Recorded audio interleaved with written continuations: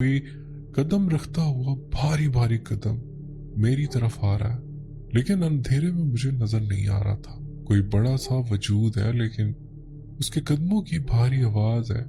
वो चलता हुआ मेरे उस जगह पर आ रहा है जहां मैं चिल्ला कर रहा था, लेकिन अंधेरे में दिखाई नहीं दे रहा। और वो जो कुत्ते जो पहले भौंक रहे थे, अब वो ऐसी आवाजें निकाल रहे थे जैसे वो डर गए।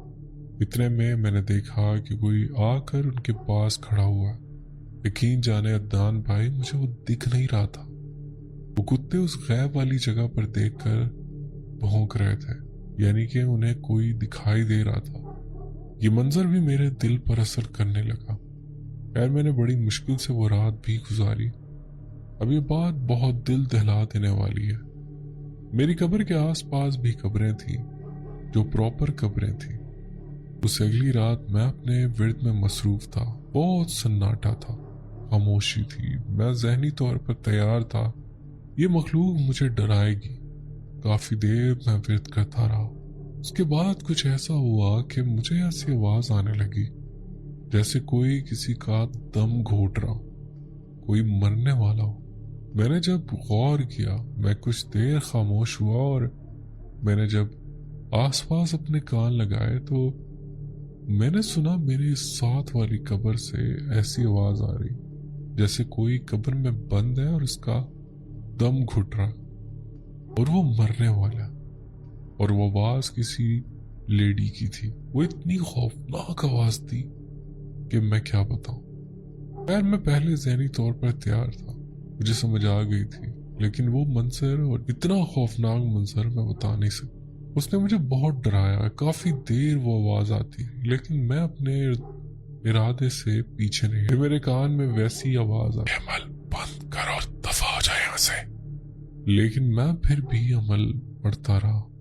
रोज रात को कुत्तों के दूर से भौंकने की आवाज आती थी, और जब से मैंने ये अमल शुरू किया था, कुत्ते कुछ ज्यादा ही भौंकते थे। और जब ये मेरे साथ कोई मामला होने वाला होता था तो कुत्तों के भौंकने की आवाज ज्यादा हो जाती थी, वो ज्यादा एक्टिव हो जाते थे।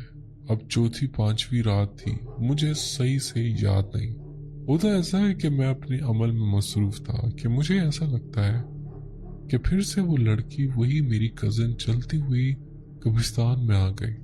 दूर से मुझे उसका साया दिख रहा था, क्योंकि मेरी कैंडल की रोशनी में जितनी रोशनी होती थी मुझे वहीं तक दिखाई देता था। उससे आगे अंधेरा होता था और दूर दूर साए ही फील होते थे कि वो दरख्त है, वो खबर है। मैं उसे प्रॉपर नहीं देख पाता था।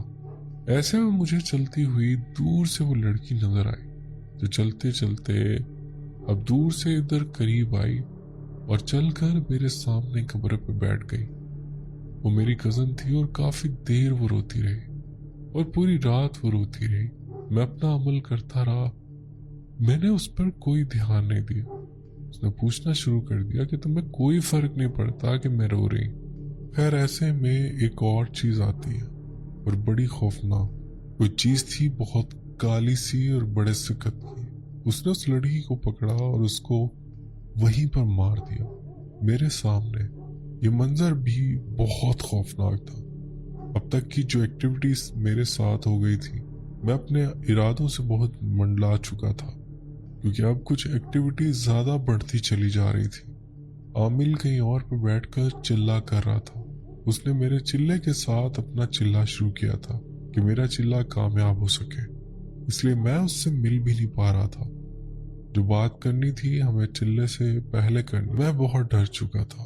एक रात तो हद हो गई। बहुत सारे साए मेरे कब्र के आसपास इकट्ठे हो गए और काफी देर वो खड़े रहे, मुझे देखते रहे, घूरते रहे। मैं उनकी तरफ देख भी नहीं पा रहा था, क्योंकि मैं बहुत ज्यादा डर चुका था। अगर मैं उनकी तरफ देखता हूँ, उनकी शक्लें देखकर मैं शायद ये चिल्ला मुकम्मल ना कर सकूं। मैंने उनको नहीं देखा। मैंने अपनी पढ़ाई पर फोकस रखा और पढ़ता रहा। अदनान भाई 2 से 3 घंटे गुजर गए। वो मुसलसल खड़े रहे, और फिर जब मैंने उनकी तरफ देखा तो फिर उन्होंने मिलकर एक बात कही, तुमने भी ये चिल्ला मुकम्मल करना, वरना हम तुम्हें नहीं छोड़ेंगे। अब तुम्हें ये चिल्ला मुकम्मल करना होगा। ये मंजर इतना खौफनाक था, उससे पहले जो मंजर देखे वो भी तो वो खौफनाक थे, लेकिन ये मंजर ऐसा था कि बस मेरे चारों तरफ ऐसी मखलूक इकट्ठी थी जिसका मैं सोच भी नहीं सकता था। वो इतनी खौफनाक कि बयान से बाहर। और यही वजह थी कि मेरी भी हालत खराब हो गई। मैंने अपना सामान उठाया और मैं वहां से भागने लगा। मेरे पीछे बहुत ज्यादा लोग थे, जैसे बहुत ज्यादा लोग मेरे पीछे भाग रहे। उनके कदमों की आवाज आ रही है, इतना शदीद खौफ, कुत्तों के भौंकने की आवाज, कब्रिस्तान में जैसे एक हंगामा मच गया। मैं भागता भागता अपने घर पर आया। अदनान भाई, यहाँ से असल एक्टिविटीज का सिलसिला शुरू हुआ।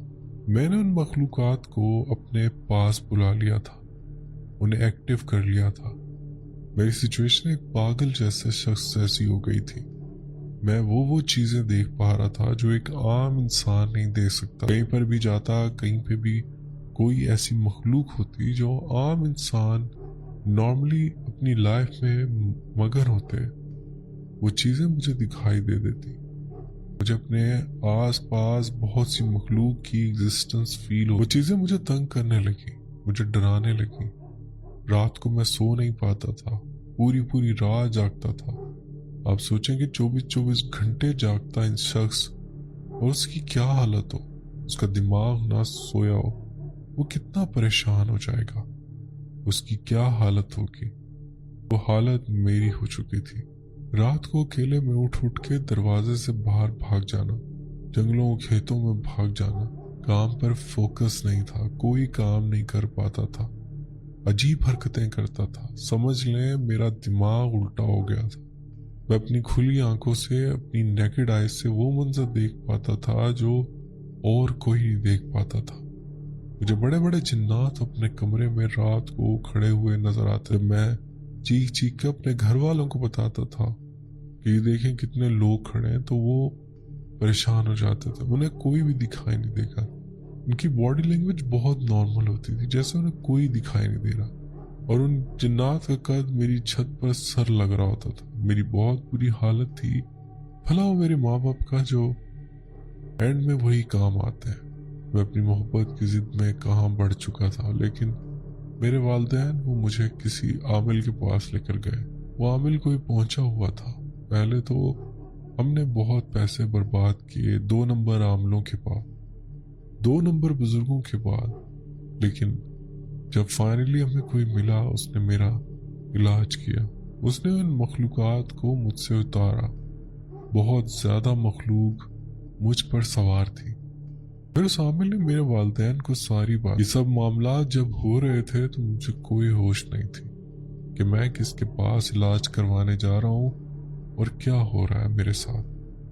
मुझे बस जिन्नात दिखाई देते थे, रात को नहीं दिन में भी मुझे हर टाइम जिन्नात दिखाई देते थे। वो मेरे आस पास होते थे, कोई मेरे आस पास। जब मैं बिस्तर पर लेटा होता था तो मुझे अपने आस पास बहुत ज्यादा जिन्नात दिखाई देते थे जो घेरा बनाकर मेरे इकट्ठे होते थे, और बहुत बड़े बड़े कद के। आप खुद देख रहे हो तो सोचें आपकी क्या हालत होगी। ऐसी मेरी कंडीशन थी। यार, उस बुजुर्ग ने मेरा इलाज शुरू किया। उन जिन्नात ने फिर इस बुजुर्ग को सारी बात बताई, जो मेरे पर हाजिर होकर बताई। उन्होंने सारी बात बताई कि इसने चिल्ला किया था और इसने हमें हाजिर किया था, इसने हमें एक्टिव कर दिया। अब हम इसके आसपास हैं, इसे नहीं छोड़ेंगे, ये अब हमारा है। बहरहाल उस आमिल ने नूरी अमल किए, मेरे सेशन किए जिसमें मुझे डेली जाना होता था, और वो मुझ पर दम करते थे। ये अमल तकरीबन कोई 3-4 महीने चला। फिर आहिस्ता आहिस्ता करके मैं अपनी पटरी पर दोबारा आया। इस अमल में 5 वक्त की नमाज शर्त थी कि मुझे पढ़नी है, कुरान पाक पढ़ना। फिर मैं अपने कुछ सेंसेस में आया और मैं ठीक होने लगा। मैंने इसमें बहुत तकलीफ उठाई, और जब मैं बिल्कुल ठीक हो गया मैंने नमाज शुरू कर दी। फिर मुझे पता चला कि मेरी जो कज़न थी उसका किसी और के साथ भी चक्कर है, और वो उसी से मोहब्बत करती। तो अब यहाँ पर बात शुरू वाली आ जाती कि अल्लाह ताला की हर काम में बेहतरी होती। मैं उसके लिए कितना परेशान था, मैंने चिल्ले तक काटे, लेकिन वो जिसके साथ थी वो कहीं और थी। तो बहरहाल मैंने इतनी तकलीफ़ें उठाने के बाद अल्लाह ताला से भी माफ़ी मांगी और गिड़गिड़ा के अल्लाह से अपने गुनाहों की माफ़ी मांगी। ये एक वाक़या जो मेरे